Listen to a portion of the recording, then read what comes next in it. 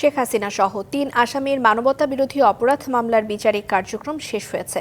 ১৩ November রায়ের দিন ঘোষণা করবে আন্তর্জাতিক অপরাধ ট্রাইব্যুনাল ১। আদালতে পেশ করা তথ্য প্রমাণ এবং অপরাধের পর অনুশোচনা প্রকাশ না করা শেখ হাসিনা ও আসাদুজ্জামান খান কামালের সর্বোচ্চ সাজার প্রত্যাশা অ্যাটর্নি জেনারেল এবং চিফ প্রসিকিউটরের।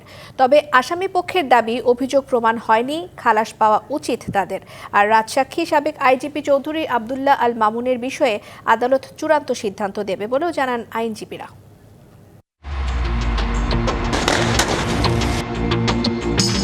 আইনশৃঙ্খলা বাহিনীর নির্বিচার গুলি দমাতে পারেনি ২৪-এর অদম্য তারুণ্যকে। রচিত হয় গণ অভ্যুত্থানের নতুন দৃষ্টান্ত, পতন ঘটে আওয়ামী লীগ সরকারের।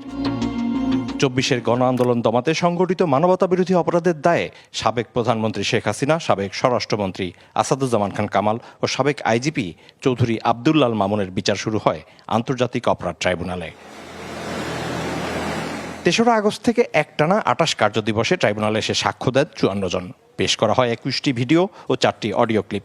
প্রমাণ হিসেবে যুক্ত করা হয় জাতিসংঘের তদন্ত প্রতিবেদন এবং আন্তর্জাতিক গণমাধ্যমের প্রকাশিত অনুসন্ধানী প্রতিবেদন। বৃহস্পতিবার আলোচিত এই মামলার বিচারিক কাজের সমাপনী দিনে ট্রাইব্যুনালে আসেন অ্যাটর্নি জেনারেল। আদালতে কথা বলেন আসামিপক্ষের রাষ্ট্রনিযুক্ত আইনজীবী ও চিফ প্রসিকিউটর। পরে গণমাধ্যমের কাছে নিজেদের মূল্যায়ন তুলে ধরেন তারা। আমি বলেছি, এই অপরাধের যদি বিচার না হয়, এই আসামিরা যদি খালাস পায়, তাহলে এই ধরনের অপরাধ আগামী প্রজন্মের সামনে আরও আসবে।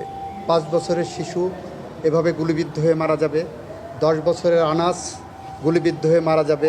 ভবিষ্যৎ প্রজন্মেরকে রক্ষা করার জন্য এই ন্যায় বিচার অনেক বেশি জরুরি। এই অপরাধের বিচার হচ্ছে এজন্য যে নেভার অ্যাগেইন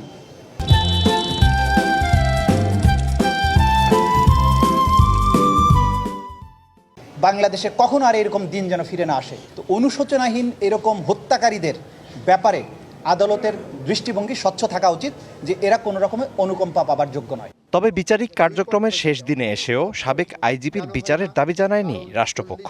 এই অপরাধের সম্পৃক্ততা যদি ফুল ডিসক্লোজ করেন, তাহলে আইনের মধ্যে বিধান আছে, আদালত এটা নির্ধারণ করবেন, সিদ্ধান্ত নেবেন ফুল ডিসক্লোজড হয়েছে কিনা। সাক্ষী আবদুল্লাহ আল মামুন সাহেব উনি নিজে বাঁচার জন্য একটি অপকৌশল হিসেবে নিজেকে অ্যাপ্রুভার ডিক্লেয়ার করেছে।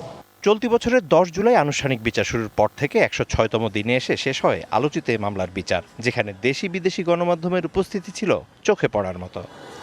দেশে বিদেশে আগ্রহ জাগা নিয়ে এই বিচার সরাসরি সম্প্রচারের মাধ্যমে ট্রাইব্যুনাল যে দৃষ্টান্ত স্থাপন করেছে, ঠিক তেমনিভাবে রায়ের মধ্য দিয়ে গণতন্ত্র, সুশাসন এবং ন্যায় বিচারের নতুন দৃষ্টান্ত স্থাপন করা হবে, এমনটাই বিচার প্রার্থীদের প্রত্যাশা। Mizan Ahmed, DBC news, Dhaka.